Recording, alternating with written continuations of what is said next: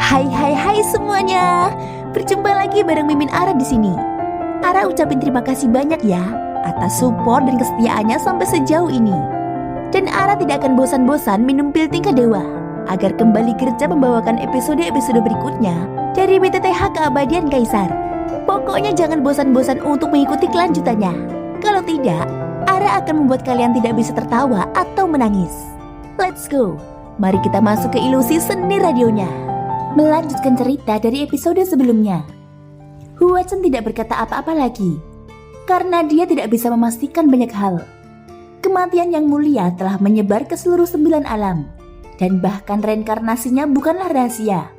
Untungnya dengan perlindungan ratu, identitas Xiaoyan belum bocor keluar dari dunia sensi. Jika tidak, maka akan menarik lebih dari sekedar rahasia. Itu hanya rumah surgawi. Namun pertanyaan Huachan membuat Sukyan Tai berpikir. Ternyata dia tidak hanya berperan sebagai Xiaoyan, tetapi yang mulia. Berita ini bukanlah hal yang baik baginya. Dibandingkan dengan yang mulia, bahkan pada puncaknya, dia jauh lebih rendah darinya dalam hal ketenaran dan kekuatan. Ia pernah memiliki kesempatan untuk melihatnya sekali. Dan hanya satu pandangan saja, hampir membuat Sukyan Tai tidak mampu menahan tekanan dan dia berlutut. Pada saat itu, Sukyan Tai bahkan bukan Raja Taisu. Dia pernah menjadi yang paling dihormati oleh Sukyan Tai. Jadi, yang ke-9 adalah yang mulia. Bukan, tepatnya, dia adalah reinkarnasi yang mulia. Mungkinkah langkah ke-9 dari keabadian kaisar yang terlihat di sensi adalah dia? Tidak, itu sama sekali tidak mungkin. Jika dia adalah reinkarnasi yang mulia Susang, ribuan tahun telah berlalu. Dengan bakat yang mulia Susang, aku khawatir itu telah kembali ke level puncaknya. Semuanya hanya ditutup-tutupi. Gumam Sukyan Tai. Selama percakapan pribadi antara Sukyan Tai dan Xiaoyan, dia menyadari sikap acuh tak acuh Xiaoyan. Sukyan Tai merasa hanya orang kuat seperti yang mulia Susang yang bisa memberikannya. Oleh karena itu, dia tidak boleh percaya pada kekuatan Xiaoyan atau keabadian kaisar. Dan lebih percaya bahwa itu adalah cara untuk menyembunyikan kekuatannya sendiri. Ini adalah metode yang mulia. Dengan cara ini, Taisu berada dalam terang dan sensi dalam kegelapan. Kami telah menyerahkan ketiadaan Laut Barat. Kekuatan Taisu tidak cukup untuk mengguncang sensi. Mengapa mereka harus memilih untuk mundur, bukannya menekannya? Sukyan Tai sedang dalam keadaan berpikir saat ini. Bahkan monster tua seperti dia yang telah bertahan selama ribuan tahun tidak dapat menemukan alasannya untuk sementara waktu. Yang pasti dia pasti reinkarnasi yang mulia. Tidak ada keraguan bahwa yang mulialah yang ditunggu-tunggu Nanfu. Pantas saja dia selalu percaya diri pada Taisu. Yang luar biasa adalah gadis gila dari peri dan iblis. Ye Beijing juga datang ke sensi. Tapi itu tidak masalah. Semakin kuat dirimu, semakin baik. Yang terbaik adalah memicu perang besar dan membiarkan master virtual bertarung dengannya. Lalu aku akan mengganggunya dan membasmi master virtual. Lalu aku bisa mendapatkan kembali tataku. Huachan secara tidak sengaja mengungkap identitas Xiaoyan. Dia tidak tahu apakah itu baik atau buruk. Reputasi yang mulia terlalu besar, dan kekuatan Xiaoyan saat ini tidak cukup untuk menanggungnya. Sebenarnya, menurutku tidak perlu memperhatikan divisi penghancur. Ucap Ye Beijing yang saat ini duduk di kompas yang sama dengan Xiaoyan. Begitu kata-kata ini keluar, seluruh tempat terus menjadi sunyi. Tapi jantung Xiaoyan berdetak kencang. 4. Apa maksudmu? Suara berat Huachan keluar perlahan.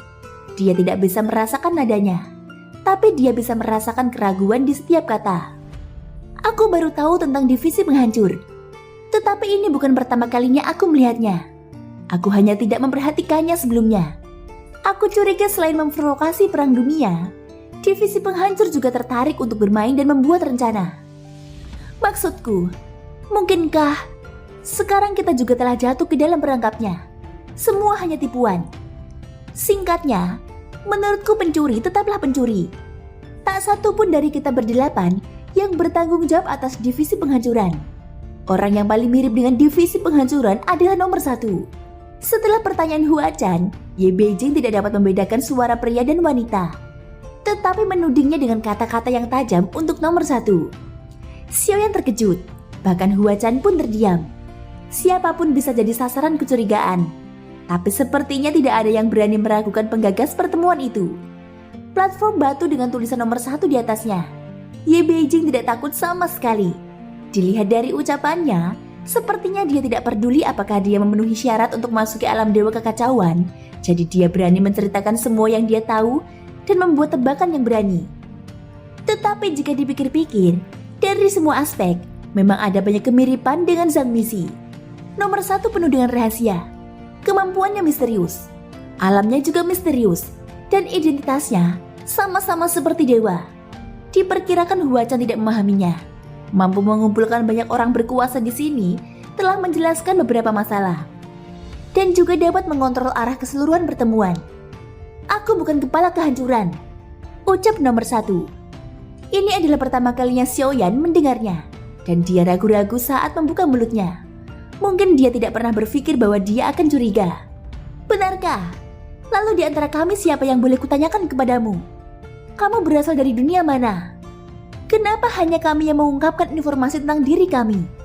Tetapi kamu tidak. Apakah kamu seorang dewa?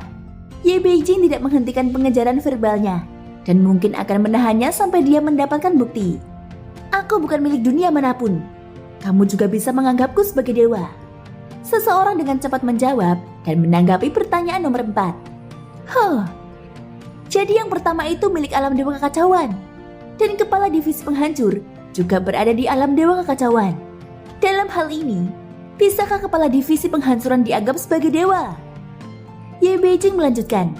Secara logika, sepertinya memang demikian. Faktanya adalah, kepala divisi penghancur termasuk dalam alam dewa kekacauan.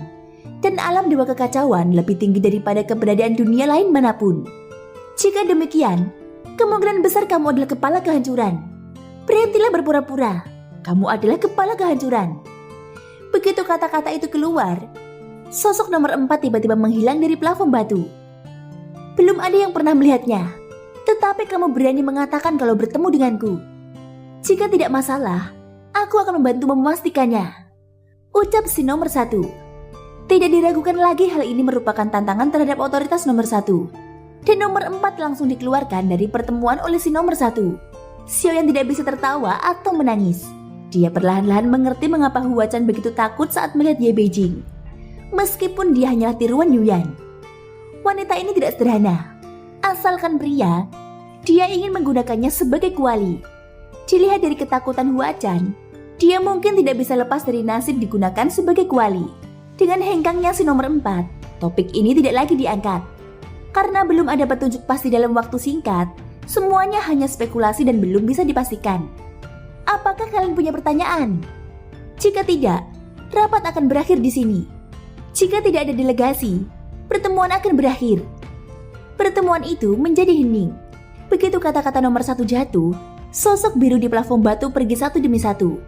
Tepat ketika Xiaoyan hendak pergi, tiba-tiba sebuah pesan datang memintanya untuk tinggal. Nomor 7 ingin berbicara denganmu sendirian. Apakah kamu setuju? Mengapa nomor 7 tiba-tiba mencarinya? Xiaoyan juga sangat penasaran.